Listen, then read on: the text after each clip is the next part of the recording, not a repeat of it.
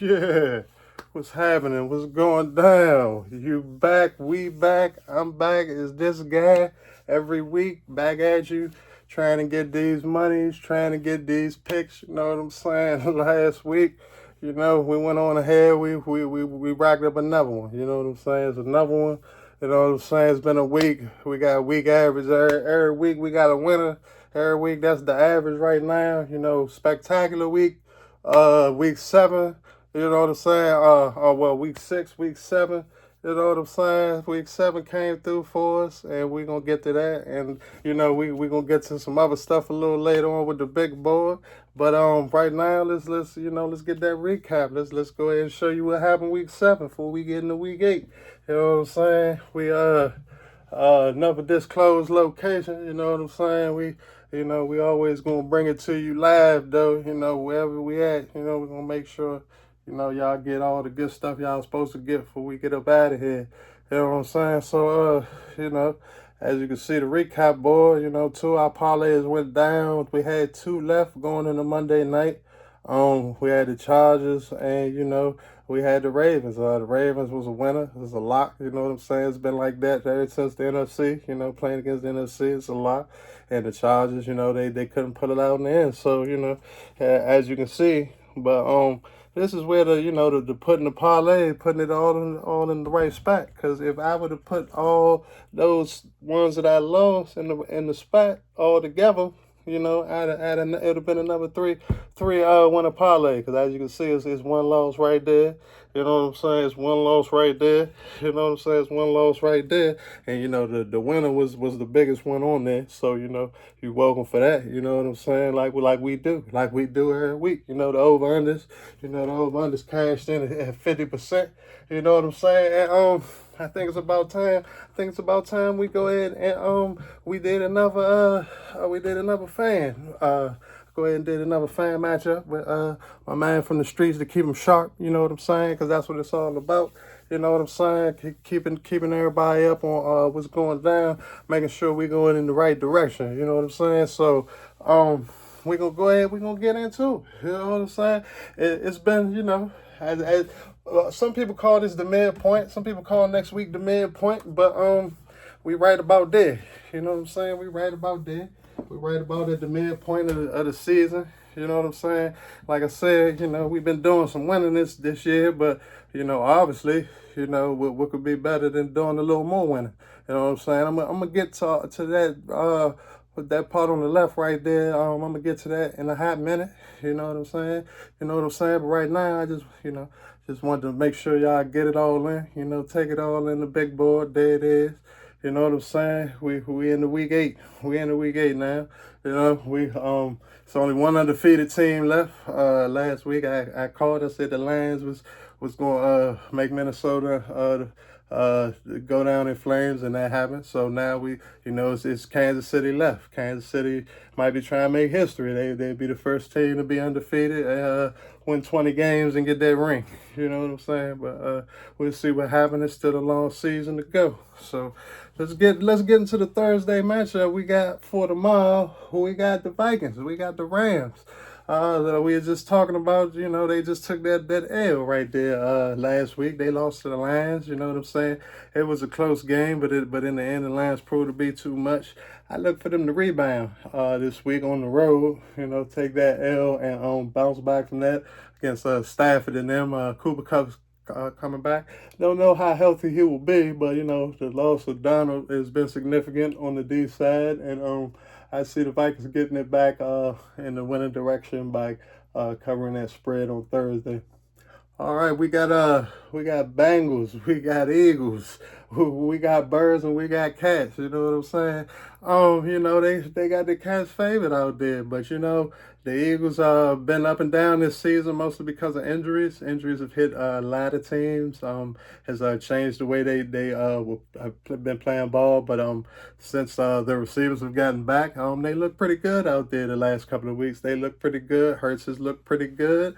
I'm going to go ahead and I'm going to take the Eagles on the plus money to get the Bengals. The Bengals I still see making the playoffs. I still see them making a run, but just not this week. I see the Eagles getting that on the road and pulling that victory out. All right. Next, we got Ravens. We got Browns. We got a tough divisional matchup here. Uh, Deshaun Watson went down by himself. Nobody touched him. He went down. Achilles. Looks like he's going to be gone for the rest of the year, which opened the door for James Winston. A fan favorite everywhere he go out of Florida State.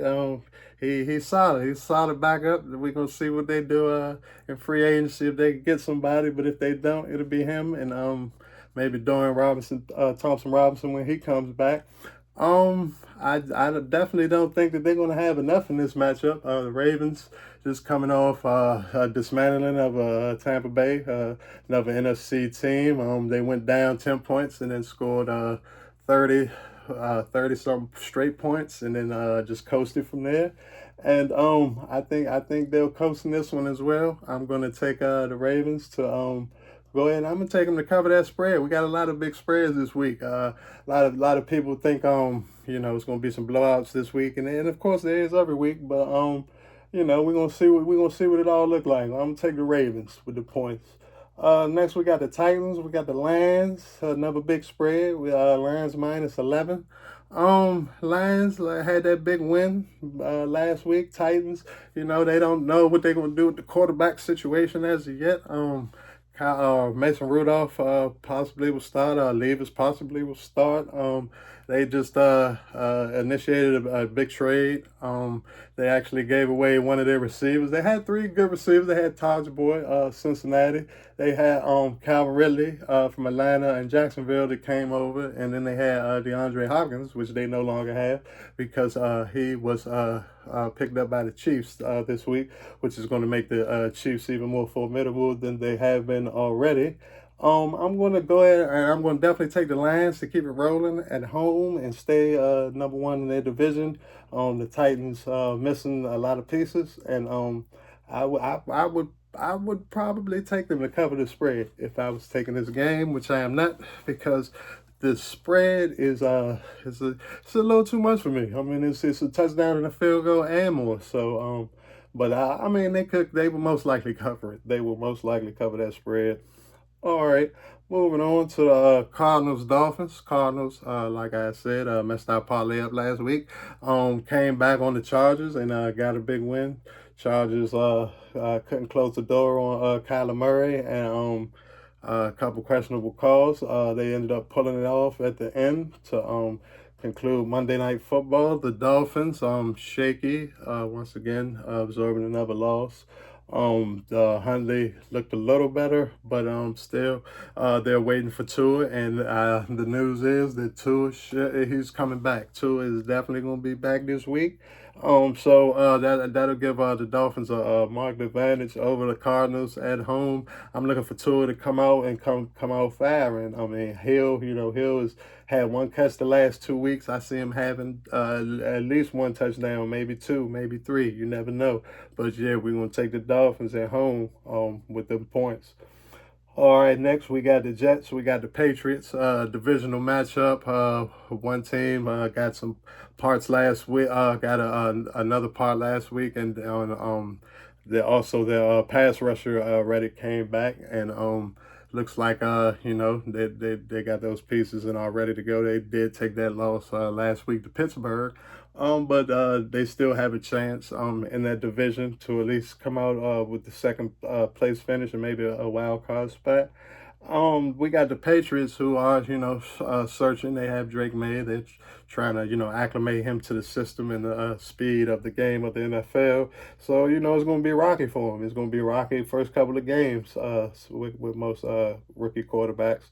All right, so I'm gonna take the Jets. I take the Jets on the money line. I wouldn't take the points just because Rodgers has not been as efficient as he probably should be. Yeah, well, given those weapons, they should definitely cover this score. But just a couple of mediocre plays here and there, turnover here and there could make that one-score game. moving on, we're going to another divisional matchup, the Falcons and the Buccaneers. Last week at this time, I would have been all over the Buccaneers to get this revenge matchup. I took them Thursday night earlier this earlier this season, and they did go down to the Falcons. It was a close game, but they weren't able to secure that victory. Figured they would at home until they lost both of their receivers, Mike Evans and Goodwin, both to injuries. Evans will probably be able to come back later on in the year. Goodwin is not going to be able to come back. And so that limits them a lot, even though I do like the running game. The three-headed monster they're out there. Bucky Irvin has really stepped his game up, and Rashard White. I like the Falcons though, because the Falcons, they absorbed a tough loss, and I think they're gonna come back. I think they're gonna rebound from a tough loss last week, to keep the number one in that division. That division is lacking. We're gonna get into one of my most favorite picks this week. Is coming up, and it's from a team from out of that division. I'm going to take the Falcons to sweep the series with the points. Next up is Packers Jaguars. The Packers have been on a tear since Jordan Love came back. The rest is officially knocked off with Rick Wicks and Reed and Romeo Dubes and them. Josh Jacobs can start producing 100-yard games. They will really be tough to beat in the NFC. They're playing the hapless Jaguars. I predicted the Jaguars will get that W in London last week, primarily because of the schedule and the jet lag and factors like that, not because they were actually a good team. And on top of that, they lost their star running back for that Clemson duo, ATN, and he will not be playing. Tank Bigsby most likely will take his place. I'm looking for the Packers to cover this spread comfortably, at least by more than a field goal. At least win by 7 points. I'm gonna go ahead and say that they're gonna do that because they're gonna be on the road. But like I said, they've been hot. They got a lot of weapons, and Jacksonville's been reeling, definitely. All right, we have another divisional matchup. This is a week of divisional matchups. We got the Colts, we got the Texans. All right, couple things about these teams. Colts have been good to bet on. Texans have been good to bet on the money line. I mean, obviously, I was looking at the numbers this week, and even though Houston only lost 2 games, they're number one in their division. They only have a +6 plus minus differential, and they've played 7 games, so that's never good. You know what I'm saying? Especially when you're one of the top teams in the conference, and I have you contending against Kansas City to get out of that conference. The Colts have won some crucial games. They won some crucial games. They had a couple of losses back and forth with Richardson and Joe Flacco. We're going to see which one of them is going to show up this week. Richardson's he was a scratch last week, so most likely he'll play this week. But if he doesn't, they have a competent backup. Still going to take the Texans. I'm not going to take the Texans with any points. I'm going to take them on the money line because I think this is a game that they definitely should win. But like I said, if they're +6 after 7 weeks, I'm not going to take them to win by 6. The math doesn't add up. So yeah, the money line. Here we got the Saints and the Chargers. We got the Saints and the Chargers. NFC matchup. Chargers disappointing loss last week, even though they been pretty strong this year. They got good coaching. They've brought some of those Michigan. Harbaugh brought a couple of Michigan running backs with them. Haven't really been producing, but been steady. The defense steady. The Saints. Once again, they have Rattler out there.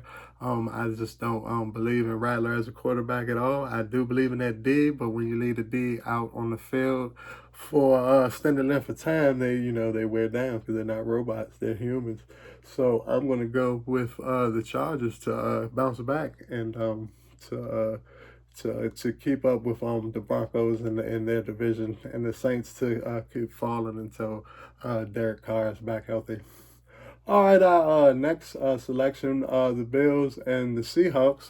Bills favored in this matchup, going on the road, playing a Seahawks team who has also been up and down. Bills had Mark Cooper last week, and now they have a full complement of receivers to go with a healthy James Cook, and that solid offensive line is keeping Josh Allen upright for the most part. Seahawks are tough to beat at home. Seahawks put up a lot of points, have a high-powered offense. Geno Smith is as advertised, very steady. I see this being a close matchup. I do see this being a close matchup, and I'm going to take the points, even though this game could be played within that 1 to 3 points. But I would take the Bills to cover that spread on the road and stay in control of the AFC East. All right, next we have Seahawks, we have Panthers. This is the matchup from that South Division I was telling you about. For my gamble, this is good for me. Well, as you can see, the spread has a balloon in the last couple of days, primarily because Andy Dalton, the Red Rifle, was involved in a car accident, and he will not be able to go. He had some issues with his throwing thumb, and thus will not be able to go. So, I'm sorry to hear about that. I'm sorry. Hopefully, he'll be all right. Him and his family doing well. But what makes me smile is Bryce Young is back on the board. Bryce Young and Spencer Rattler, two I'm gonna be betting against every week as long as they will be starting. Those two I will be betting against every week, and they say they're in the same division, but that's just coincidental. Both of those, they're playing the Broncos. As you can see, it's a double-digit spread. I would take that double-digit spread. I mean, the Broncos. Funny part is the Broncos just beat the Saints last week by more than 20 points. So that's my thinking. I actually believe Rattler is actually a little better than Bryce Young, even though I don't think either one of them is a regular starting quarterback, maybe a low-level backup, maybe. But I'm going to definitely take the Broncos. I'm going to take all them points. I've been impressed with Bo Nix. I've been impressed with Bo Nix and Jaden Daniels, probably the most out of this class. Williams probably after them, and the others come after them. But yeah, definitely going to take Broncos. Like I said, to keep up with the Chargers and the West Division. All right. Speaking of the West Division, we have another divisional matchup. We have another big spread. We have the Chiefs going on the road to play the Raiders. The Raiders, they're trying to put the pieces together. They lost Devontae Adams, as you may have known. They're dealing with some injuries. They're dealing with McConnell being not available to go this week because of injury. They'll have to turn back to Gardner Minshew. I would usually take the Chiefs I would usually take the Chiefs to cover this spread because the Chiefs usually do, when they beat the Raiders, beat them by a lot, but sometimes they don't actually win. That's the beauty of the divisional matchups. They play each other a lot, so they know how they operate. I did go with the Chiefs specifically because, as I stated earlier, they have upgraded at the receiver spot, and I'm grabbing DeAndre Hopkins from the Tennessee Titans. And I think with him and Kareem Hunt that they just got back, and he looks really good in these last few games. And with them and Kelsey and the young guy, the young rookie that they have, I think that makes a complete enough offense for them to contend for another title. I'm going to go ahead and take the Chiefs to get that one pretty convincingly on the road and keep it rolling.